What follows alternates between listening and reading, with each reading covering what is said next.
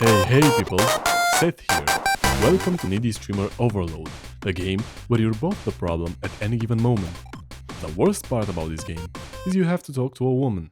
Even if she isn't real, trust me, you will not make the difference afterwards. I usually let my AI Wizbot designated to my serial number to take the wheel, while my opinion generator gives me the take I will voluntarily share the next day in a Starbucks with a golf girl about the orange man's late night activities. However, I promise I'll do my best. Give me a second, guys. I have to feed her. Here we go, my child. Now reach your garden. Oh, I forgot to introduce her. She's ame-chan, the psycho e-girl of any viral Reddit scrolling man's dreams, a staple for every blood cell pumped by the heart of evil, and only character you'll have to see in this game or your life ever again.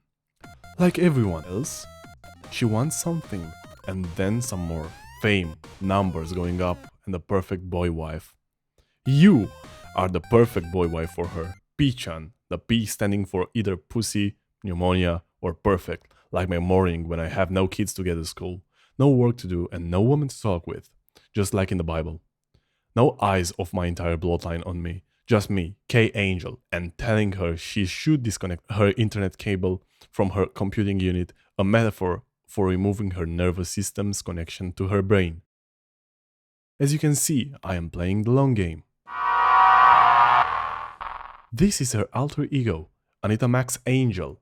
K-Angel is the persona she uses to grind Reddit karma, Twitter rage baits, and money through half-lewd, fully clothed pictures on Patreon.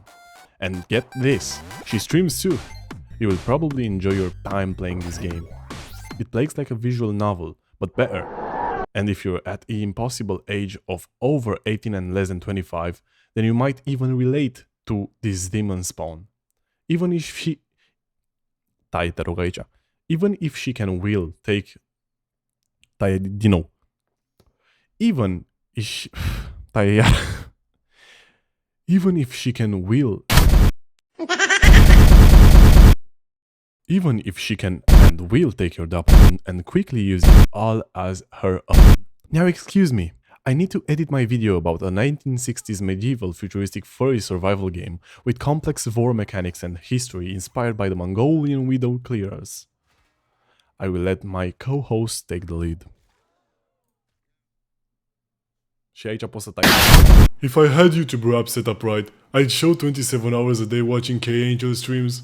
My hands look like this, so hers can look like this. Now, if you want a life 0.01% better than that of a Reddit moderator, then let's get you on the right track to mastering the gape chocolate starfish that is the viewer engagement. The first part is you wake up, eat breakfast, but then remember the time your pants fell off in the front of the entire class during a presentation? Your rooster out in the wind screaming like the sun's rising, then 5 minutes later you can never teach again.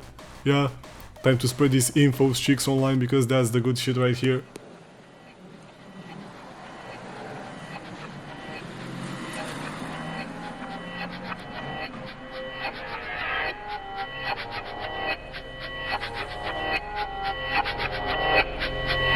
Shit.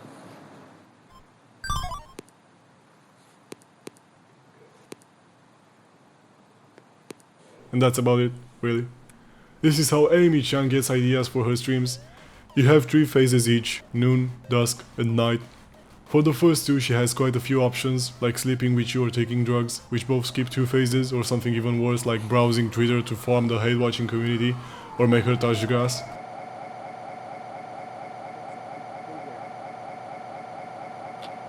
Bigger.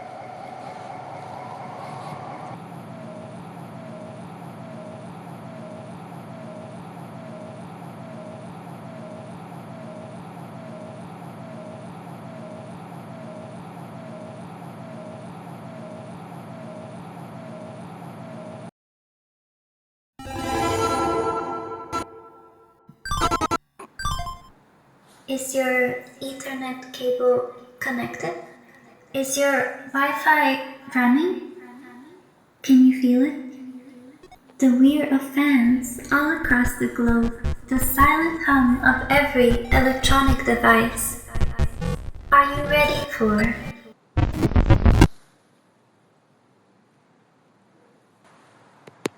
Now, at night she can stream, but you can pick the type of stream she does.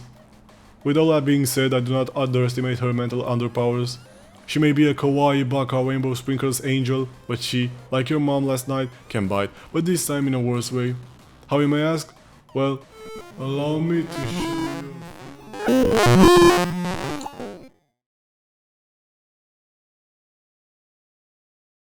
I want to start on a personal note. Maybe you want to get to know me after that drivel. I am clearly chronically online. My life's revolved around playing games and, for the most part, not doing much on other fronts. I never could devote myself as much to a lot of other things, really. I'm seen as the average bright kid, yet I feel like the dumbest person in the room quite a bit. People, to put it bluntly, have lives outside this bubble, my bubble, and I've kind of realized it now. Lately, I basically learned for the end of time that no one will ever really support me. They'll support whatever I show myself, whatever side I unconsciously unveil of myself. Some dug deeper, or I opened up to them because I felt a genuine connection. Others saw it differently and bullied the fuck out of me. Well, here's an example. This one's a bit like I had to dig a little bit to get it out. And So, when I was in primary school, I remember going to a park next to our school with some of the popular kids in my class, among which was the objectively most attractive girl. I don't remember full details, like behaviors, context, and so on. All I know is I was just a clever, pretty pure kid compared to the others. Like, my school was pretty decent anyway. It was pretty normal compared to others. Like, I barely had any troublemakers. Anyway, I usually wouldn't go out with people. I wouldn't leave class, even during breaks. Barely had something close to a real friend in there. I'd speak with one, maybe two girls, and that's about it. And one of the girls was just like my desk mate. And yeah, this can be contextualized in many ways.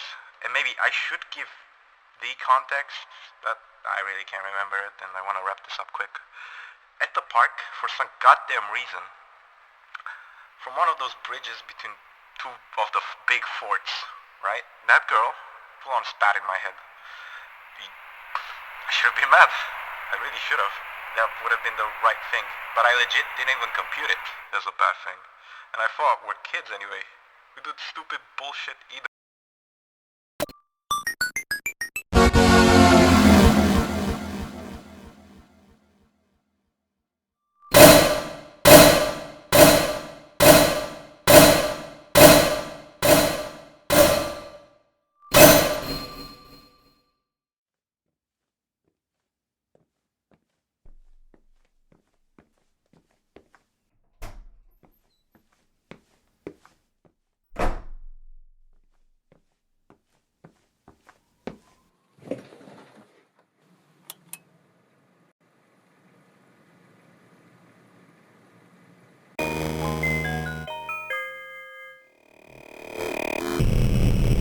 there, this no ending. There's no beginning.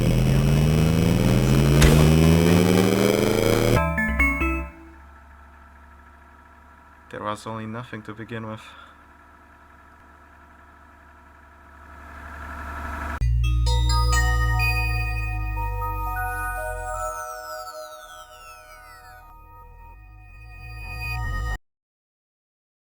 Honestly, now I'm just disgusted. Like, I don't know. The fact that I couldn't really process it was pretty crazy to me now. Is pretty crazy to me. I'm grateful I didn't land on worse fates, to be frank, but that's one of the cruelest things I've ever dealt with. I know it may not be much, but that was it for me.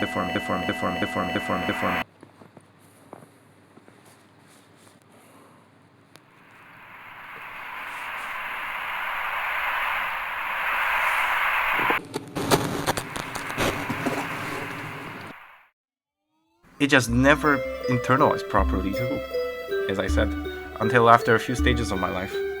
I've been a pretty slow bloomer socially, you could see. Now, even the smallest comments about me have sat with me all the time. How people have felt, how I went about with my life, all that feedback. The way I see it, after all that, my life has no weight without them in my face. And I absorbed them so well, they controlled me for years into probably a deteriorating mental state. As edgy as that sounds, this video itself is pretty shaky too, I'll be real. If I get this out there, I see this as the shit it is, I don't care. I'll still see your words as the gospel. I usually do, and feel bad anytime I do not follow them to a T. I'll still chase that good life everyone wants to come out of me. I've been regarded as lazy a lot from primary school onward. And now? The truth is, it got worse. I wanted to express my creativity more than anything these past 2 years, but I couldn't. I was weighing everything closely, and as a result, everything crushed me. My perception of people's perceptions put me down inside and out, enough that it will usually be what tipped the scale towards doing.